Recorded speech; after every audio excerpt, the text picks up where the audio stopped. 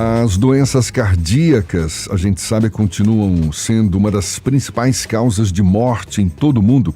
Os tratamentos passaram por mudanças positivas nas últimas décadas, isso devido aos avanços na chamada cardiologia intervencionista. Inovações estas que não apenas melhoraram de forma substancial a qualidade de vida dos pacientes, como também ampliaram as opções terapêuticas. Sobre essas inovações, as inovações nesse segmento, quais foram os avanços, enfim, a gente vai saber agora, conversando com o médico cardiologista e hemodinamicista Sérgio Câmara, conosco aqui no Isso é Bahia. Um prazer recebê-lo, seja bem-vindo. Bom dia, doutor Sérgio. Bom dia, Jefferson. Bom dia a todos aqui. É uma grande honra estar aqui dividindo esse espaço com vocês e podendo falar um pouquinho aí sobre o nosso dia a dia, sobre o nosso trabalho. A chamada cardiologia intervencionista é aquela em que tem procedimentos invasivos na pessoa, é isso? Sim, são procedimentos invasivos pela via percutânea, né, Jefferson? É aquele que a gente faz através de punção.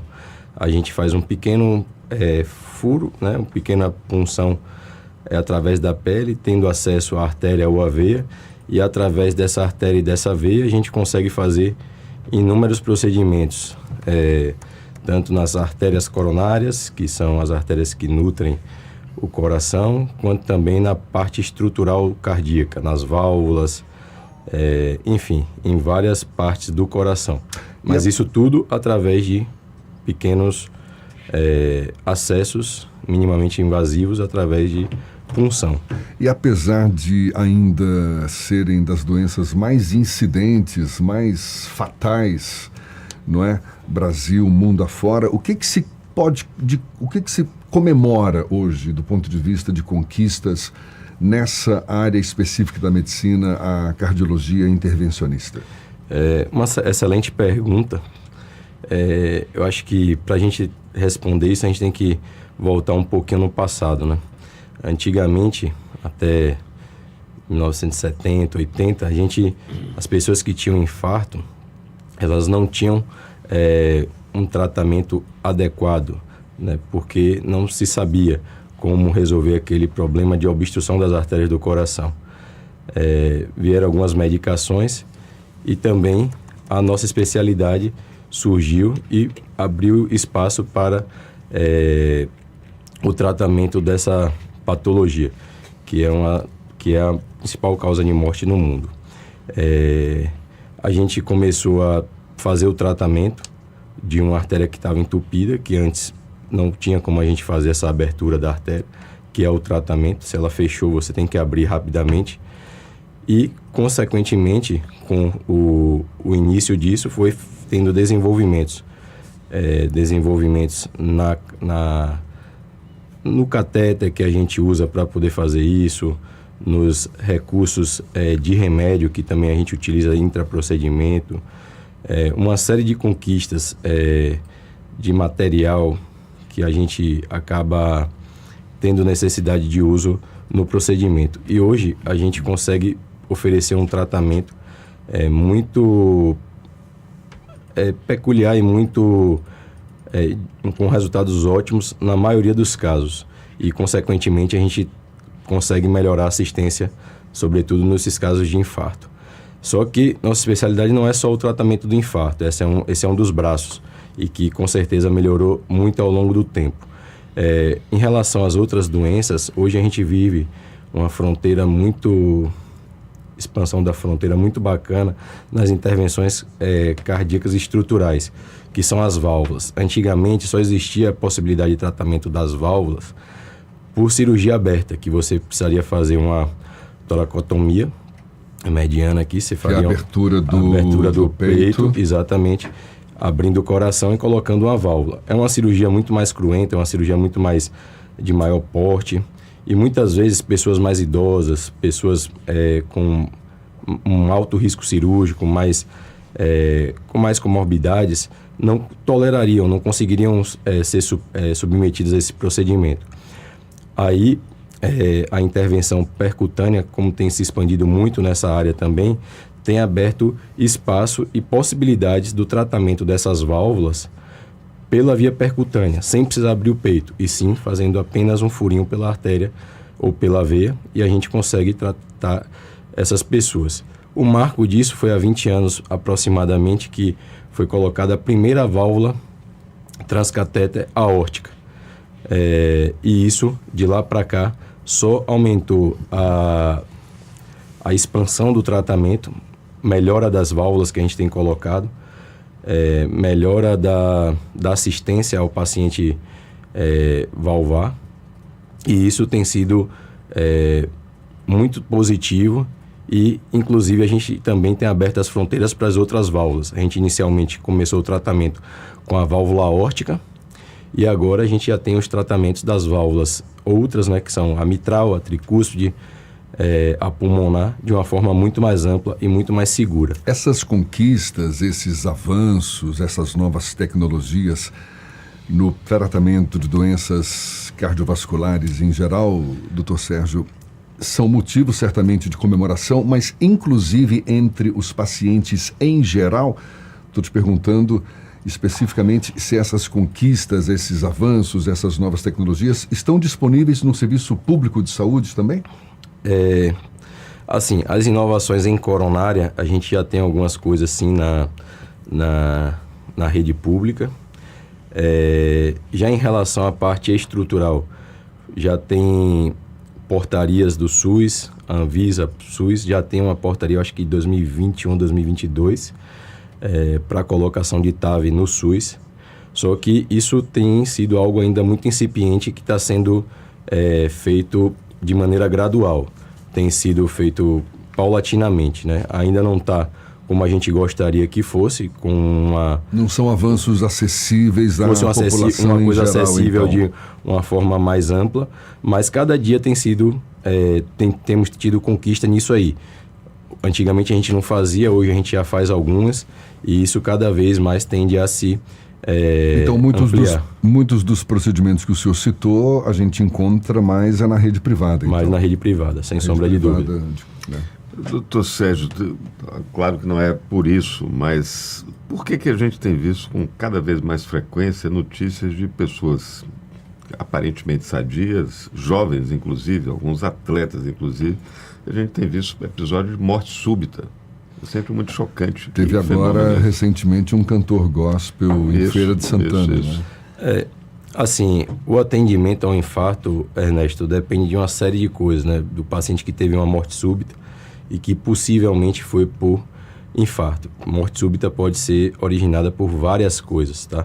É importante a gente pontuar, porque como eu não tive acesso ao caso do cantor especificamente... Inclusive foi divulgado que não havia confirmação de que tenha sido um infarto, né? É complexo, porque como tem muitas causas de morte súbita, a gente tem arritmias que são congênitas, que são hereditárias, a gente tem...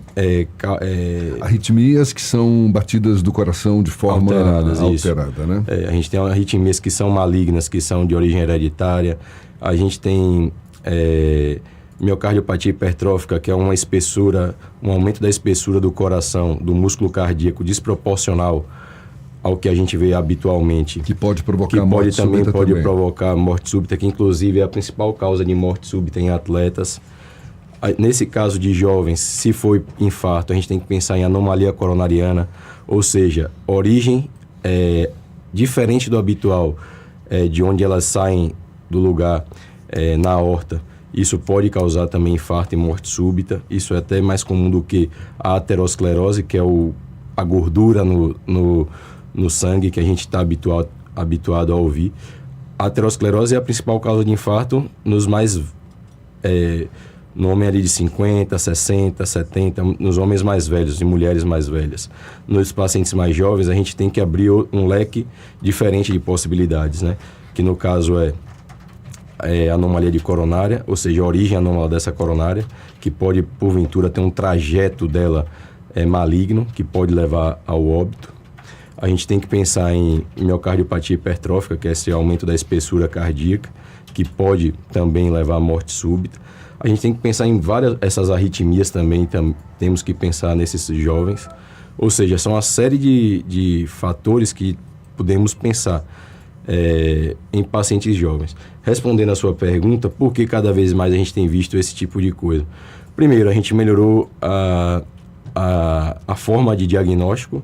Antigamente, a gente tinha algumas limitações. Hoje, a gente tem uma maior permeabilidade dos diagnósticos, dos exames que são possíveis de fazer o diagnóstico de infarto. Antigamente, a gente não tinha isso de uma forma tão ampla como a gente tem hoje. O acesso a essas tecnologias ficou mais fácil.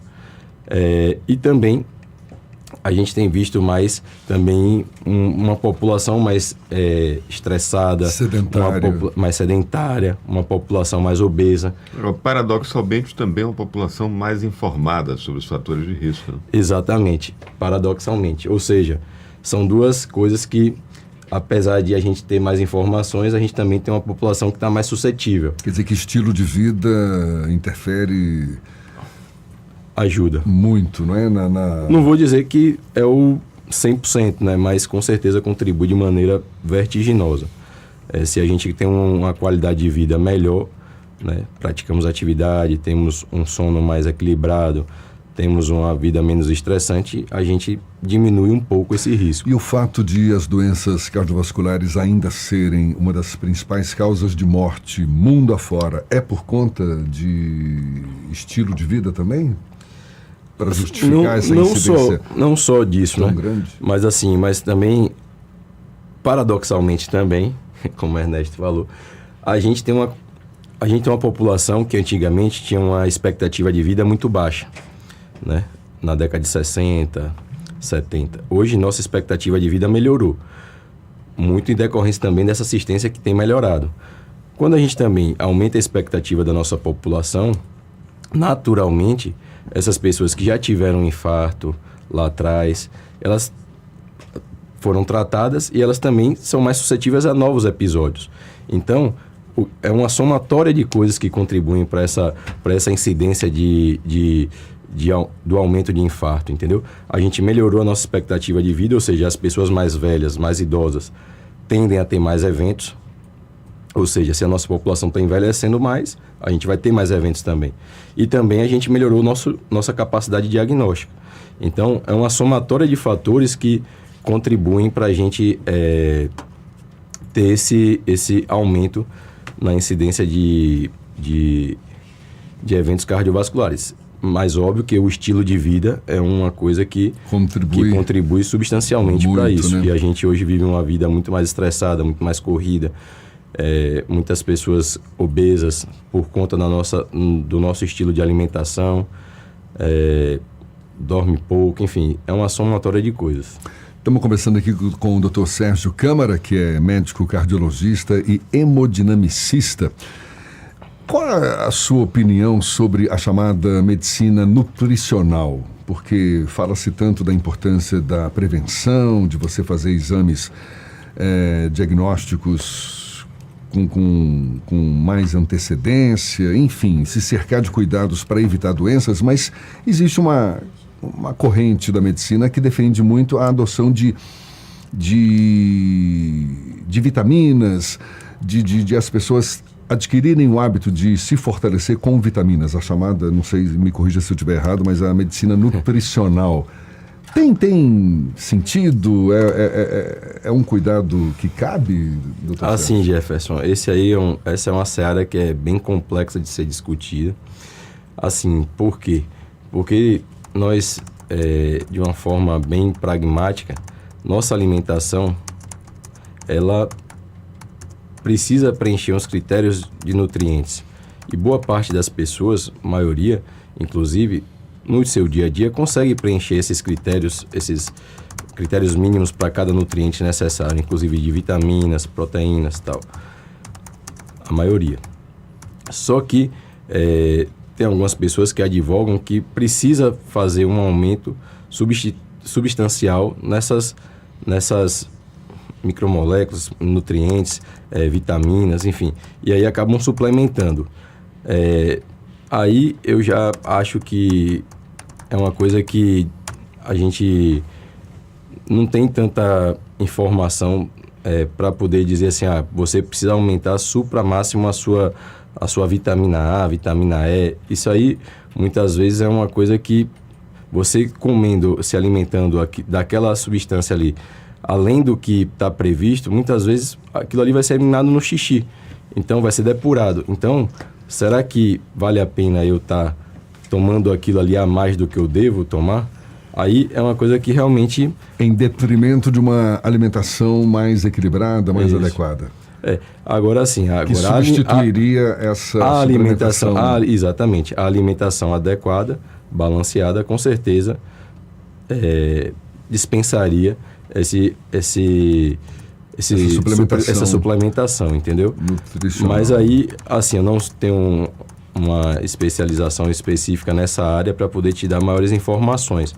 Mas eu acredito que se a gente faz essas pequenas mudanças no nosso estilo de vida, a gente consegue ter bastante conquista sem precisar ter suplementações e gastos. Porque tem uma série de coisas aí que a gente vê, médicos mal formados que acabam tendo isso aí como um ganho secundário, com parcerias com laboratórios, enfim, com farmácias de manipulação, e aí é uma seara aí que realmente foge à minha capacidade, mas que existe e a gente tem que sempre estar atento, e é importante também a população saber, porque isso aí é uma coisa que cada vez aumenta e é mais frequente. Então, a gente tem que ter essa noção. Na sua avaliação, qual é a melhor forma de se prevenir contra doenças cardiovasculares? Eu acho que tendo um estilo de vida adequado, com atividade física regular, um sono também, né, adequado, com pelo menos as 7, 8 horas de sono, tentando evitar o estresse, controlando as doenças cardiovasculares, hipertensão, a pressão alta, se você já é hipertenso, o diabetes, se você é diabético, também fazer o controle adequado das glicemias, o colesterol alto, controlar. O senhor já me convenceu, eu preciso mudar de vida. Estou fazendo tudo errado. Isso é importante, com certeza. Se você já tem fator familiar, você é um fator que você não tem o controle, então você já sai na frente ali, perdendo, né, nesse quesito. Fator genético, né? O fator genético, você não tem como mudar isso, você não tem como tirar seu pai e sua mãe da sua carga genética. Então, todos esses fatores, se você for eliminando cada um, ajustando cada um, sua possibilidade de ter doenças, eventos cardiovasculares diminui. Mas isso não exclui. Então, por isso que é uma somatória multifatorial. Então, a gente tem que ter bastante cuidado com cada coisinha. E é dia após dia. Doutor Sérgio, vou fazer uma pergunta que às vezes a gente passa batido. A importância do sono. O sono, sem dúvida, contribui bastante. A gente tem que pensar que a gente, no nosso dia a dia e na nossa vida hoje, é difícil até eu falar, porque eu tenho poucas horas de sono diária, mas é um problema isso para mim, isso é um fator de risco que eu preciso controlar. Mas muito por conta da nossa dinâmica de atender sobreaviso, coisa e tal, isso aí acaba sendo uma limitação para mim, né? Tô assumindo minha meia-culpa aqui, né? Mas, com certeza, você dorme melhor, você consegue desligar sua mente, seu corpo durante um período melhor, com qualidade, né? Desligando o barulho, fazendo, né, uma higiene do sono adequado, você com certeza diminui aquele estresse que você está submetido, e você consegue ter uma noite reparadora. E isso, ao longo da sua vida, vai ser com certeza muito importante, porque se a gente ficar o tempo todo ligado, eu penso assim que nem um motor, né, de carro, se a gente deixa o motor de carro ligado por muito tempo, né, ele vai falhar mais rápido. Mas se a gente também não pode deixar ele desligado eternamente, que também quando você vai ligar... Não pode dormir demais. Não também. pode dormir demais, porque quando você vai ligar também, ele acaba tendo problemas de... Então, o meio termo, né, é sempre uma excelente opção aí. Eu acredito que 7, 8 horas com você desligando, deitando na cama, não tendo estímulos, celular, televisão. Rapaz, dormir 8 horas, isso é um sonho, viu? É um sonho. Mas, se for possível... É um sonho. Não, claro, que seja possível, porque certamente é muito bem-vindo um sono profundo, bem curtido. E falar sobre saúde sempre muito bom também. Dr. Sérgio Câmara, médico cardiologista e hemodinamicista, muito obrigado pela sua disponibilidade, pela atenção dada aos nossos ouvintes. Bom dia e até uma próxima. Bom dia, Jefferson. Bom dia, Ernesto. Muito obrigado pela abertura do canal aqui. Fico muito feliz e me coloco à disposição de tirar possíveis dúvidas, principalmente na nossa área, que é a cardiologia intervencionista, no tratamento de infarto, no tratamento das válvulas cardíacas, que de fato avançaram muito essas tecnologias recentemente, e a gente consegue fazer essa assistência a esses pacientes onde a gente trabalha aqui em Salvador. A gente tem muito recurso disponível. Graças a Deus a gente tem essas possibilidades, a gente viaja para congressos internacionais e a gente vê que a gente não está tão distante dos países de primeiro mundo em relação às tecnologias. Óbvio que lá eles têm desenvolvimento tal, que aqui a gente ainda é muito incipiente, mas as tecnologias que já têm estabelecidas, que são essenciais, que têm evidências, a gente tem disponível aqui, e isso é uma conquista muito grande aqui para todos nós aqui. E muito obrigado mais uma vez. Muito obrigado mais uma vez também. Agora, 7:55 na Tarde FM.